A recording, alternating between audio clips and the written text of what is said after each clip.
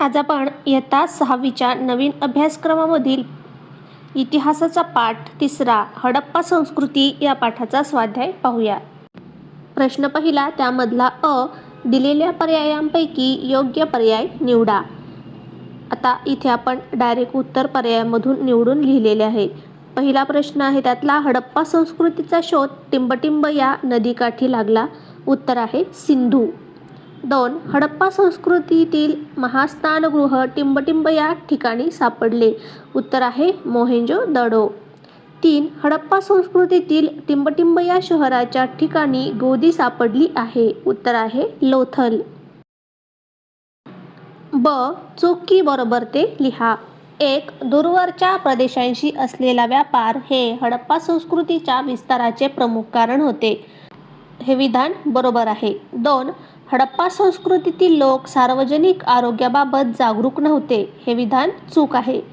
3. हडप्पा संस्कृतीच्या ऱ्हासाचे व्यापार मंदावणे हे एक कारण होते. याचं उत्तर बरोबर आहे. ब आहे, शब्दकोड्यातून उत्खननातील शहरांची नावे पूर्ण करा.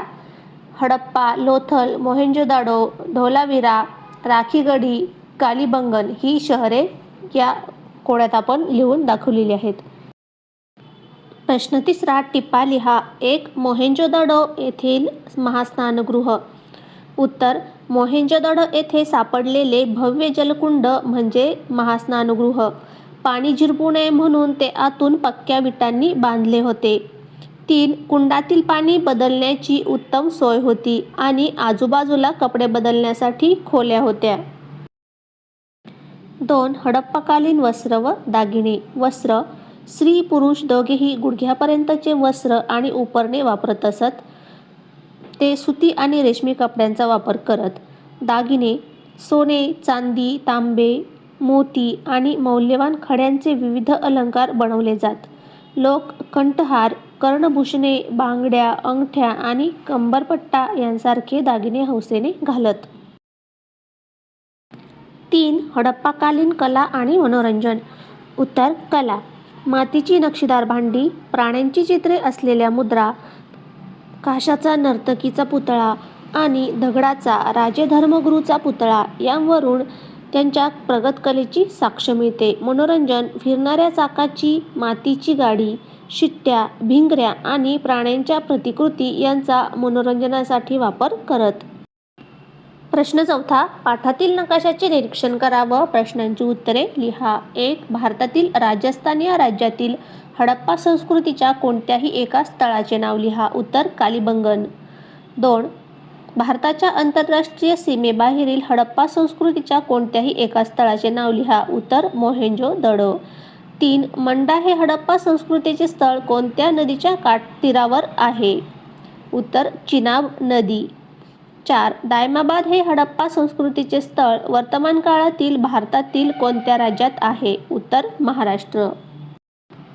5वा प्रश्न आहे, खालील प्रश्नांची सविस्तर उत्तरे लिहा. 1. हडप्पा संस्कृतीतील सुसूत्र नगररचना ही आजच्या शहरांच्या नियोजनासाठी आदर्श कशी ठरवू शकते. उत्तर, रस्ते नियोजन. हडप्पाचे रस्ते रुंद आणि काटकोनात छेदणारे होते. आजच्या शहरातील वाहतूक कोंडी टाळण्यासाठी ही पद्धत आदर्श आहे. सांडपाणी व्यवस्था, बंदिस्त गटारे होती. आजच्या काळात आरोग्यासाठी अशी बंदिस्त प्रणाली अत्यंत आवश्यक आहे. मजबूत घरे, नियोजनबद्ध घरे बांधली जात. आजच्या आधुनिक शहरांमधील वाहतूक कोंडी टाळण्यासाठी ही ग्रीड पद्धत अत्यंत उपयुक्त ठरू शकते. 2. हडप्पा संस्कृतीची अर्थव्यवस्था उतरणीला का लागली. उत्तर, सिंधू आणि तिच्या उपनद्यांना येणारे महापूर आणि सतत पडणारे दुष्काळ यामुळे शेतीचे मोठे नुकसान झाले. मेसोपोटेमिया व इतर दूरवरच्या देशांशी असलेला हडप्पाचा आंतरराष्ट्रीय सागरी व्यापार मंदावला. परकीय आक्रमणे व अंतर्गत अस्थिरता यामुळे लोक नगरे सोडून लहान गावांकडे स्थलांतरित झाले आणि हडप्पा संस्कृतीची अर्थव्यवस्था उतरणीला लागली.